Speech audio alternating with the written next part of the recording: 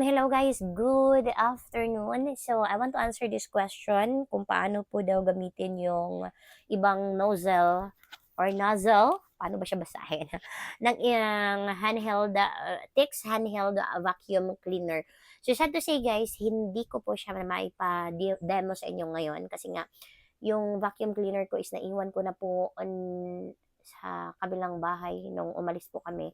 So, yung vacuum cleaner is naiwan na doon. So, hindi ko na made-demo po sa inyo. Pero, ayan, kung meron po kayo nung Tix handheld vacuum cleaner, madali lang po yun siyang gamitin. Kasi ano lang yun, pang sumpay-sumpay. Paano ba Tagalog ng pang sumpay-sumpay?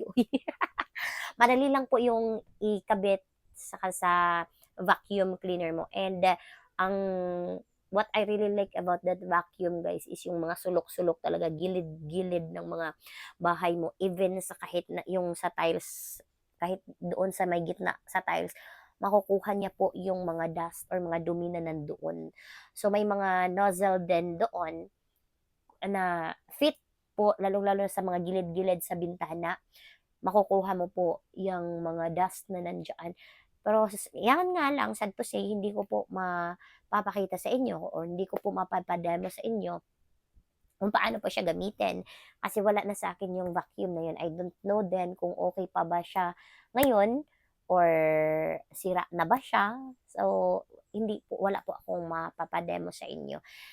Gusto ko lang i-answer tong question na ito ni ma'am para naman is ma-aware din kayo. Actually, napakadali lang naman nun gamitin. And may manual din po na pwede ninyong basahin or magigets nyo po yung manual nila kung paano ba ang tamang paggamit ng vacuum cleaner na yun. Basta ang isa sa mga tip ko doon sa vacuum na yun guys is wag niyo po basahin yung pinaka sa loob niya. Hindi ko lang alam kung ano yung tawag nun. Basta yun yung nag-aano ng dust niya.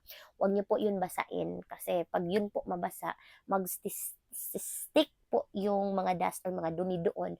So mahihirapan ka na pong tanggalin nun and hindi siya pwedeng i-brush kasi parang nagbubungot-bungot siya. Paano ba bungot-bungot?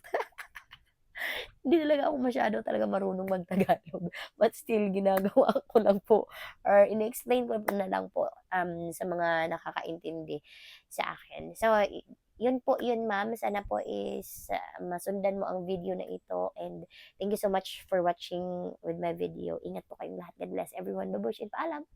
Bye!